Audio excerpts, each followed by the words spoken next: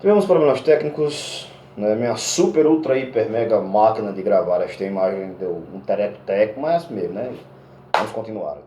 Então, eu estava falando para vocês que o movimento pela, né, libertação dos escravos, ela foi lento e gradual, ou seja, um taquinho aqui, um taquinho ali, né? A cada dia um degrauzinho, os cabos enrolando, porque os grandes donos de terra não queriam, e vocês sabem disso. É aquele negócio, cara, tu tem 100, 200 pessoas trabalhando de graça para tu, então tu não vai precisar pagar salário, hora extra, FGTS, férias, blá blá blá. Então os caras não queriam largar o osso, certo? Então, fora a lei Eusébio de Queiroz, que já foi para dar uma prensa no negócio aí, a gente ainda teve a lei do ventre livre, ou seja, todo escravo que nascesse, né, a partir daquele momento, ele era livre. Que legal, né? Mas não é bem por aí. O guri ainda era entregue ao Estado, certo? E o caboclo ia ter que pagar uma multa, certo? Ou uma grana, porque aquele guri estava sendo libertado. Ai, pelo amor de Deus, ai. É um miserável. Depois da lei do ventre livre, em 1871, a gente tem a lei do sexagenário, certo? Então, o que acontece? O que acontece? Né? Sim, a multa quem ia pagar era o governo, viu? O cara que estava libertando o escravo, certo? Tinha que receber essa indenização. Bom, enfim, bom, eu vou olhar direito. A cabeça está meio doida, mas vamos para. Então o que acontece?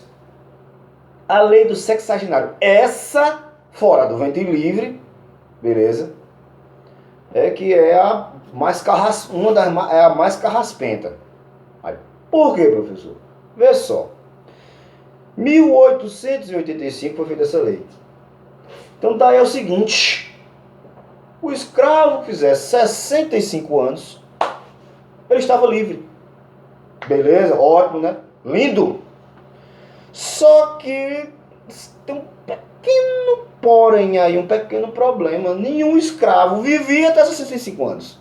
E mesmo que ele vivesse, ou seja, ele estava saindo da escravidão para ou o abandono ou semi-escravidão. Para vocês terem uma ideia, certo? Então, depois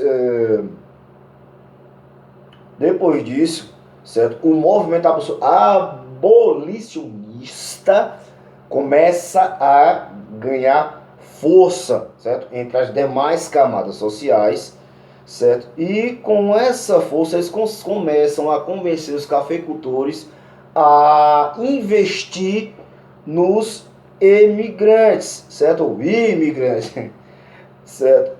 Então, em 1888, aquela moça lá, lembram? Princesa Isabel. Ela liberta todo mundo.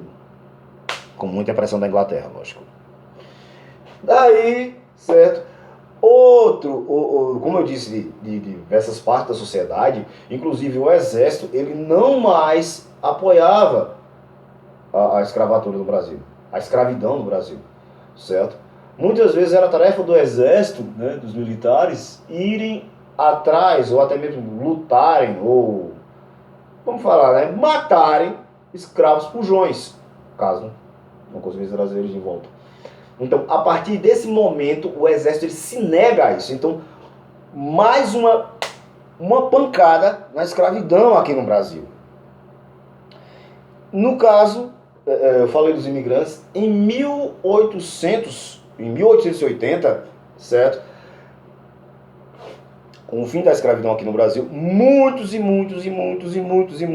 imigrantes vieram para cá para o Brasil, certo? Italianos, portugueses, espanhóis, alemães, japoneses, eslavos, beleza? Vieram para cá trabalhar. Acho que mais ou menos 132 mil imigrantes vieram para o Brasil. 91 mil partiram para São Paulo. Uma coisa que vocês... Olha, cara, vem pro Brasil porque quer. Porque, ou seja, as condições eram infames para os caras virem para cá. Beleza? Ou seja, vê só. Os caras iam comprar um terreno carésimo. Beleza? E depois eles só iam ter direito ao terreno. Eles só podiam dizer, né? Essa terra é minha, isso aqui eu posso fazer o que eu quiser, certo? Depois disso, se eu não me engano, ou eram 3 ou eram 5 anos trabalhando, se eu não me engano. Certo? Depois, na próxima aula, eu confirmo isso para vocês. Então, mas, resumindo assim, né? Igual a minha casa, minha vida. Olha, a casa é tua, mas se tu não pagar, eu vou lá e tomo. Entendeu? Por isso que o povo brinca, né? Minha casa, minha dívida. Bom, isso é assunto para outra coisa aí, tá certo? Então, as condições eram tão infames que alguns países começaram a proibir, certo, que seus cidadãos viessem para cá, certo? Mas muitos ainda vieram para cá, certo? Muitos ainda vieram, no caso, né, na Primeira Guerra Mundial para cá. No caso, os paulistas apoiavam e muito a migração. Inclusive, foi feito aqui a Sociedade Promotora da Imigração. Ou seja, era todo um grupo organizado, tinha até escritório lá, né, na Itália e tal, para que os caras pudessem viajar para aqui, com segurança, etc, etc, etc. Certo? Inclusive, no caso, essa outra leva, viu? A outra leva ainda comeu pão que o diabo amassou. Essa leva agora, fora isso, eles tinham garantias de emprego. Enquanto eles, vamos dar exemplo, eles não arranjassem uma casa própria, eles ficavam hospedados numa hospedaria chamada Brás, lá em São Paulo. Certo? Bairro do Brás, pá, aquele negócio, um monte de coisa, bugiganga, sapato, tênis, relógio, boné, que vende lá. Tá certo? E com relação aos japoneses, eles vieram para cá em 1908, foi quando aconteceu a migração dos japoneses para cá. Outro detalhe, pessoal, é que os fazendeiros, muitas vezes, eles preferiam contratar, não que eles não contratassem, certo? Mas eles preferiam contratar, né, estrangeiros do que mesmo os ex-escravos. Pessoal, foi mais ou menos o que aconteceu nessa época, essa página triste do nosso país, e que ainda acontece essa questão da não aceitação ou do preconceito com essas pessoas, né, de descendência africana, que foram sequestrados, trazidos para cá.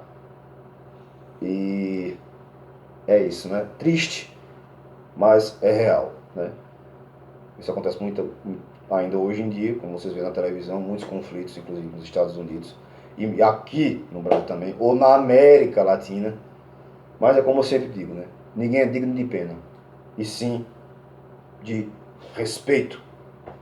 Abraço, tchau.